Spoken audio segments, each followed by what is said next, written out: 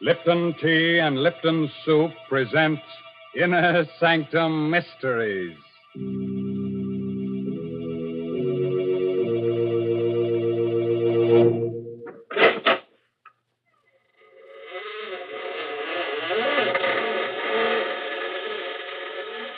Good evening, friends. This is Raymond, your host. Welcome again to the Inner Sanctum. Come in, won't you? You'll have to excuse me for not getting up, but I have an awfully stiff neck. You see, I was out with a certain lady last night who collects very curious things.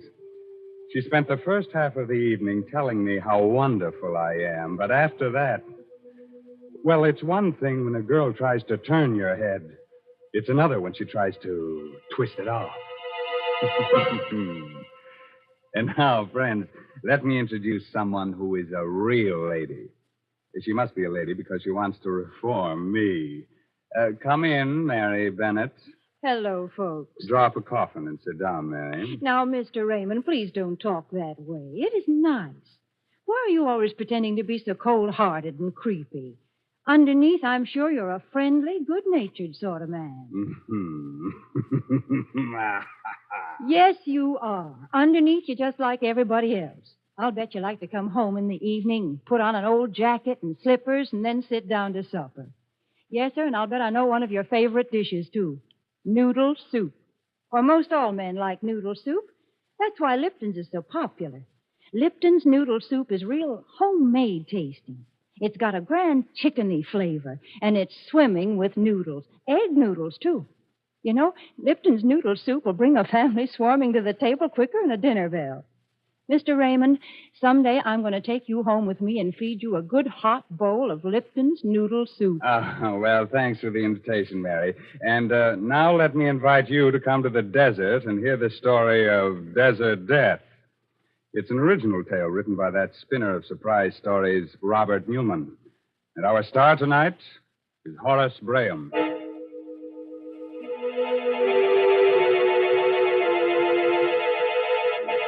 The desert, eerie and mysterious at sundown. The sun sinking slowly in a purple haze. The cactus casting long and weirdly twisting shadows. The hot winds still. The silence over all. Driving fast, a dusty car comes down the narrow desert road. At the wheel is Dan Darrell, a rancher. Next to him is his Indian friend, Toby Priest. Still worrying, Toby? Stop teasing me, Dan. You know I never did worry. I just told you what my people used to think it meant. Used to think. Didn't you say we ought to postpone our trip into town today? I did. And when did you say it? Right after you saw them. 3 vultures lying together toward the sunset. That means 3 days. A bad omen for a journey. Hey, look. I see him. What's a man doing out here in the middle of nowhere on foot? Anything the matter, stranger? Need no help? You're very kind. Our car broke down, and, well, we were in a bit of a spot. Didn't know whether anyone would be likely to come along here or not. We? Oh, I didn't see your friends. Well, come in. We're going to Palo Verde. We're glad to take you that far. Well, that's very decent of you. Thanks. Thank you. My name's Darrell, Dan Darrell, and this is Toby Priest. Well, I'm very happy to know you. I'm Richards. This is Brennan and Smith. How do you do? Howdy. You're British, ain't you? Why, yes. Clever of you to spot it. We're on our way out to the coast. One of those hush-hush missions. That's why it's so important we get into town. Oh, sure. Which way'd you come? Medicine Creek or Route 12? Why, Medicine Creek. It sounded more scenic.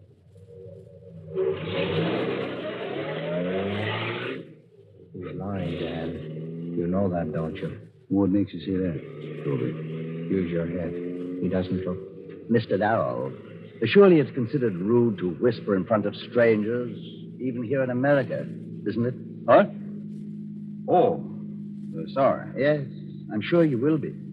But first, I must insist on knowing what you were saying. Insist? What you mean, insist? This is my car, and this is a... I know.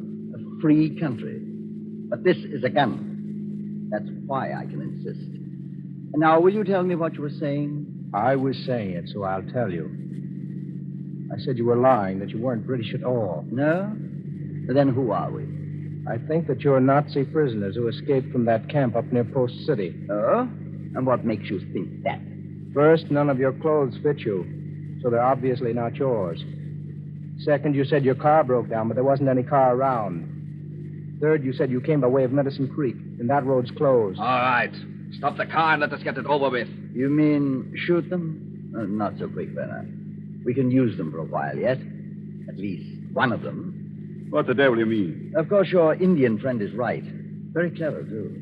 But since I have a gun, you will take orders from me. Our first need is water. You have any in the car? No. And then we will have to find some. Yeah? Where'd you expect to find water in the desert? I told you we were Nazis, Darrow. I did not tell you that we were Rommel's men from the Africa Corps. That means we know the desert, any desert, better than anyone on Earth. Those hills off there to the left. Take the left-hand road at that fork there and head toward them. But do as I say.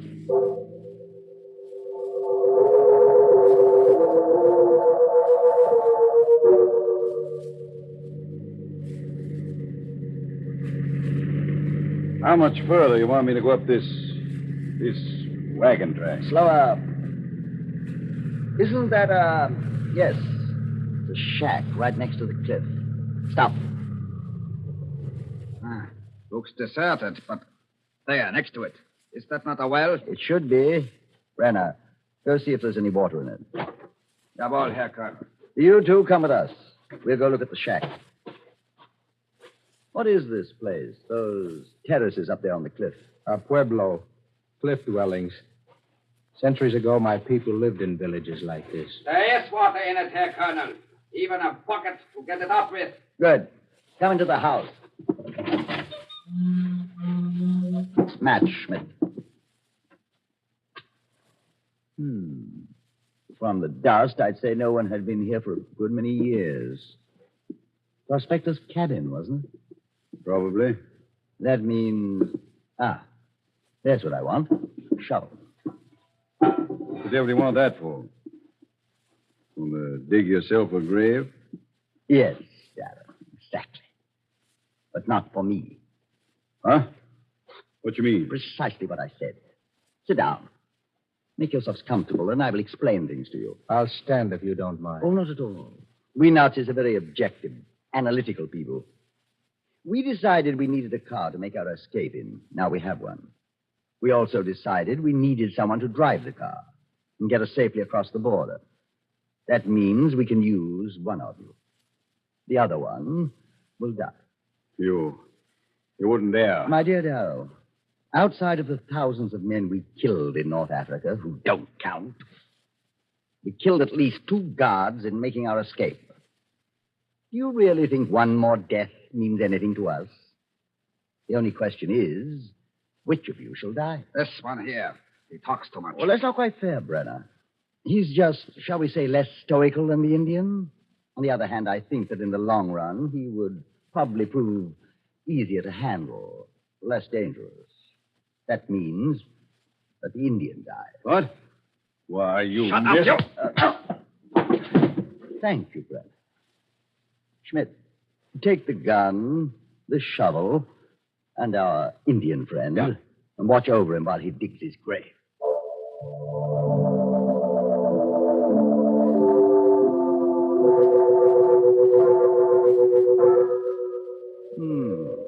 Very nice. Very nice indeed. Of course, I personally would prefer a deeper grave, but that's up to you. The depth is not important. The only thing that matters is that it faces west. That is why I dug it with the head against the cliff. An old tribal custom. Very interesting. Similar to the Egyptians. But of course, they believed in a life after death. My people believe in a life after death also, Colonel. And in this case, I think I can promise that I will not rest easy in my grave. Oh, I'm sorry to hear that. Hear this, too, men from across the seas. Men with death in your hearts. For the evil you would do, evil will follow you like a hungry wolf. What is that? What he just mentioned. A wolf. Though you bury me deep, the earth will not hide me till you have paid for your crimes. Here where you have killed, here too will you die. Now, Herr Colonel. Yes, Brenner. Oh, you can't, you. Very good, Schmidt. I'll take the gun now. Till in the grave, then meet us back at the cabin.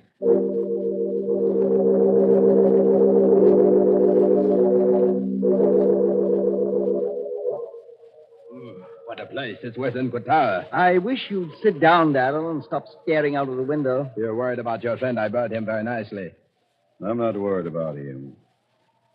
I'm thinking about what he said before you killed him. I should think that you think about it, too. That? We have had more curses laid on us in more languages than you have hairs on your head. What's that? Must be the wind. No, it is different. More like some kind of musical instrument. But there's no one around here but us. There hasn't been anyone living in those houses up on the cliff for centuries. It's just the wind, I tell you. But if you want to, go take a look. Go take a look, I said. Jawohl, Herr Colonel. It's too dark. There's too much sand blowing to see anything. But wait. Go there near the foot of the cliff. There's something. It looks like... Lieber Gott. It's the Indian. He's lying there. Out of his grave. Oh, you bury me deep. The earth will not hide me till you have paid for your crimes. Here where you are killed, here too will you die.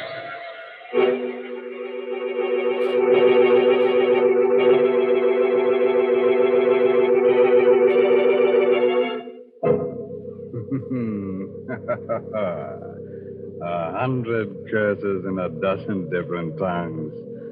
Perhaps they did mean 3 deaths. If so, who are the others that'll die and who will live? Gosh, Mr. Raymond, this is exciting. What? Oh, Mary Bennett, I've overlooked you in all this desert. Tell me, Mary, whom do you hope will die, huh? Well, I don't like to see anybody killed. But those Nazis sure ought to be clapped in jail. Mm-hmm. And deprived of their Lipton's noodle soup, aren't they? Well, I should say. Lipton's noodle soup is much too good for fellas like them. It belongs to law-abiding folks who've got a right to sit down to a plate of homemade tasting soup. And say, that's just the kind of noodle soup you get when you use Lipton's. Lipton's is the noodle soup with the old-fashioned flavor, you know, brimming with noodles and blessed with a real chickeny taste. Yes, it takes Lipton's to show how good a noodle soup can be. Now, Mary, don't get so excited. Stay calm. Why don't you go and perch on that tombstone over there while I go on with the story of death in the desert? I'm warning you, if I do go on, you'll be seeing strange sights and hearing strange sounds every time you put out the lights. But it's your funeral. It's just a moment later now. The 3 Nazis are still standing at the open door of the deserted cabin, staring out into the darkness. Then the colonel turns sharply, glares at Darrell. What was that you said, Darrell? I was just repeating what Tova said before you murdered him. It's true, Herr Colonel. That's what he did say. The earth will not hide me. And there he is, out of his grave, lying there. Shut up. Fine Nazi you are. A fine example of the Africa Corps. Listening to the ravings of a savage and believing them. Schmidt, where did you bury the Indian? In the sand. Then this wind came along and blew the sand away. And that's all. And that strange man? Another trick of the wind. But if it bothers you to see him lying there, go on out and bury him again. Deeper this time. No, Herr Colonel, no. Now, that's an order. Jawohl, Herr Colonel. Friend Schmidt seems to be getting a bit rattled. That's why I sent him out there. Nothing like facing a fear to overcome it.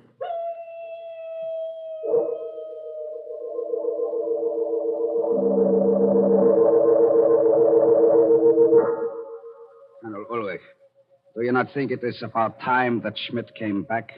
He's only been gone about 5 or 10 minutes.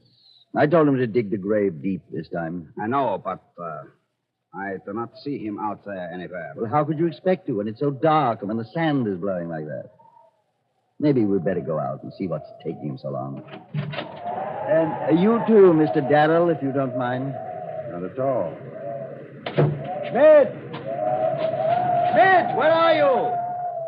Blasted idiot. Probably wandered off into the desert. Schmidt! Ulrich, look. The Indian. He is still lying there. He never did bury him. That means Schmidt never even got over there. Must have lost his way right after he got outside. Schmidt! I think you can save your breath, Colonel Ulrich. Come on over here to the well. Huh? What are you talking about? Schmidt. Dead. Well, why are you looking at me like that, Brenner? It's exactly as I said. He lost his way in the darkness, the sandstorm, fell down the well. Yeah, I guess that is what must have happened. As for you, Mr. Darrell, since you discovered Schmidt, you shall have the pleasure of burying your friend the Indian again. Jawohl, Herr Colonel. I'm sorry. I never did appreciate the American type of humor. Now get busy with that shovel. May I just point out that, while it's easy for you to knock me down when my hands are tied, it's not so easy for me to use a shovel. Oh, I intend to untie you. But please remember always that I have a gun, and that Brenner and I have every intention of getting away from here.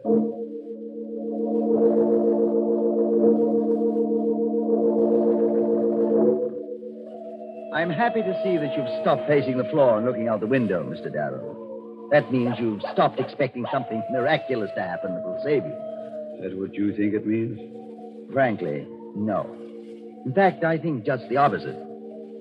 You're looking much more cheerful than before. You're thinking one of them is dead.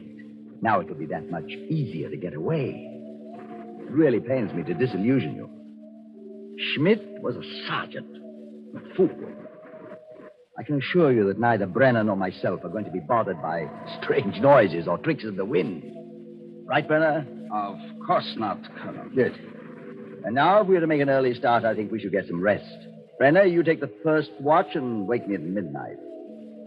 I advise you to get some rest, too, Darrell.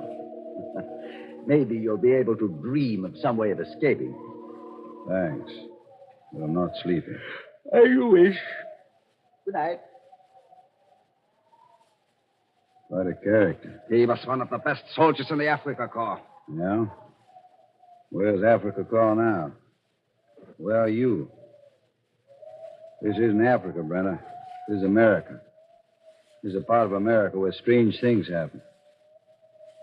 Things that even the Indians can't explain. Indians. Ignorant savages.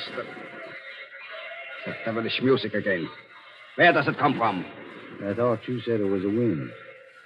Or was it Ulrich that said that? It must be the wind. It must. Though you bury me deep, the earth will not hide me till you pay for your crimes.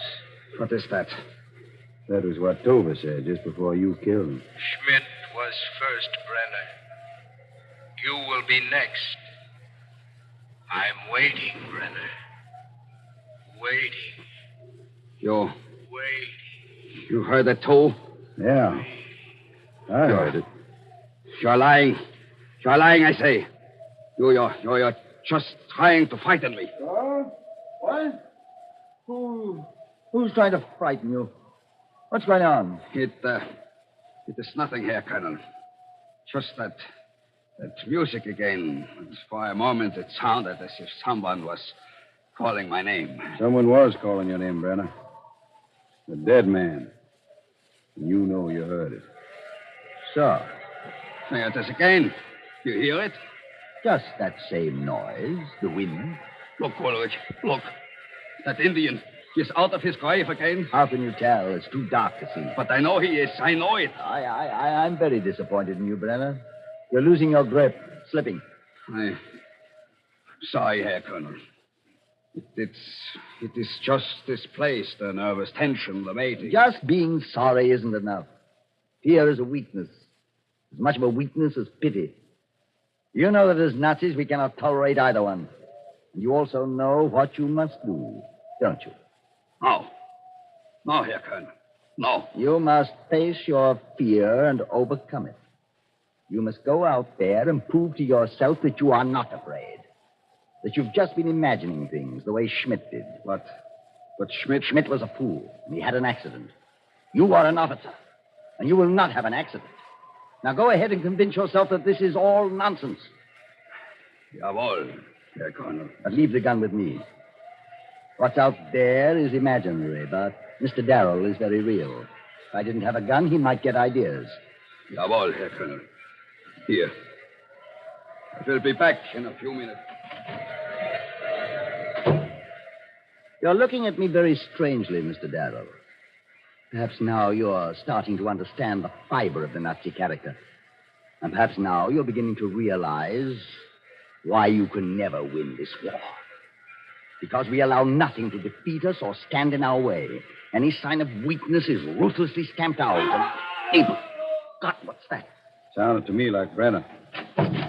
Outside, quick. And don't try to get away or I'll shoot you down in your tracks. Okay.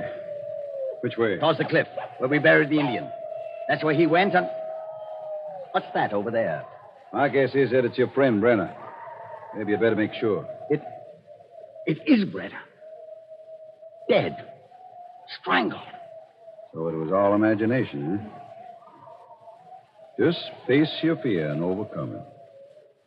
Aren't you feeling just a little frightened, Colonel? No. No. There's some rational explanation for everything that happened. Look. The Indian. He is out of his grave again. And that's the answer. He wasn't dead. But this should take care of him. There.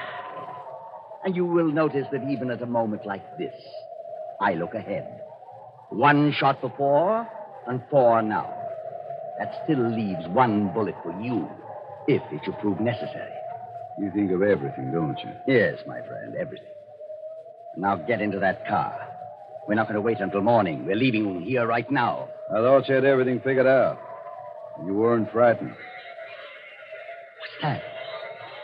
What's what? That noise, that music. It's like the music we heard after we killed the Indian.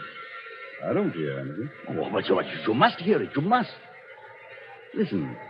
It's coming from over there. For the evil you have done, evil will follow you like a hungry wolf.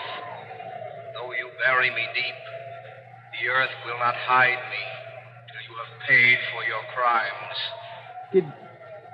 Did you hear that? Did you hear it? Yeah. I heard it. Here where you have killed, here too will you die. No. You're dead. You're dead, I tell you. I killed you. First Schmidt, then Brenner, now you. But you're dead, I tell you. And the dead don't speak. I can't be really hearing you unless... Mad. No. I can't let that happen. I can't. There's one way. The Nazi way. A way to fool you all. This is why you'll never beat us. Never. Never.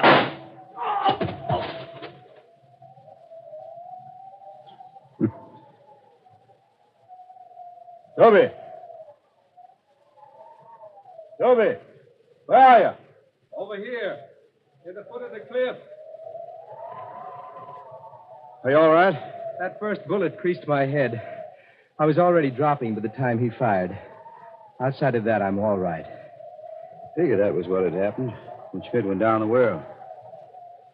I knew it was an accident. I was pretty happy that it was you that buried me the second time.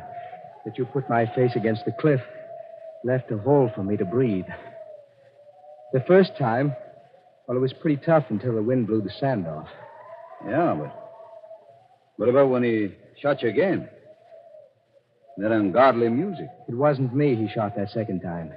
It was Schmidt. I pulled his body out of the well. I figured that in the dark, no one would be able to tell the difference. As for the music, that's why I dug the grave here. You see these holes here in that cliff? My people drilled them centuries ago. The wind blows through them. Makes weird music. This bottom hole was blocked up, but I opened it while I was digging the grave. Talking of graves, there's 3 of them we should be digging right now. Just one more thing I'd like to ask you, Toby. What's that? What you said this morning. Those 3 buzzards flying together toward the west. Does it really mean 3 devs? There were 3 devs. Weren't there, Dan?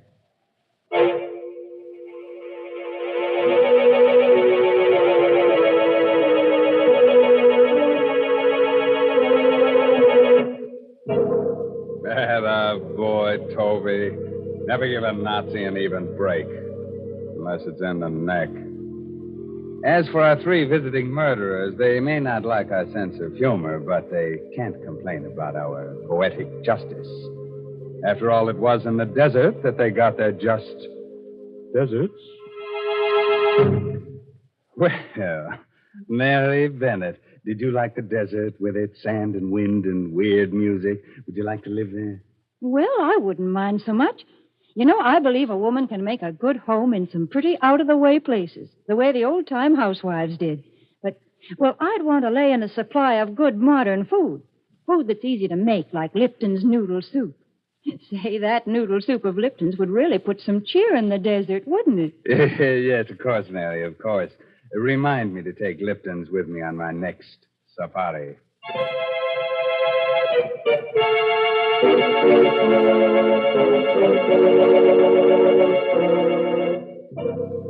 We must have a word of advice. Here it is. If you should wake up one of these nights in a cold sweat, convinced that there's something or someone in your room, and if, when you look toward the window, you should see a strange figure silhouetted in the moonlight, then pull the blankets up over your head and don't look out again. It'll be one of our 3 friends from tonight's story, one of the Africa corpses. By the way, this month's Inner Sanctum mystery novel is Puzzle for Puppets by Patrick Quentin. Well, now I guess it's time to close that there squeaking door until next week at this same time. So until next Tuesday night. Good night. Pleasant dreams.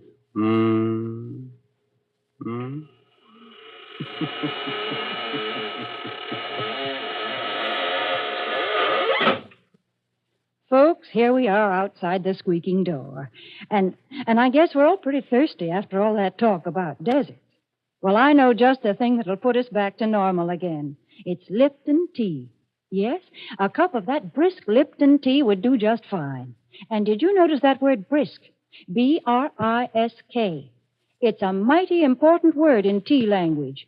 The tea experts always use it. It means that Lipton tea has a lively flavor, never wishy-washy. That's why most folks prefer Lipton's to any other kind. Don't forget, that's Lipton tea. And don't forget to tune in again next Tuesday night to Inner Sanctum.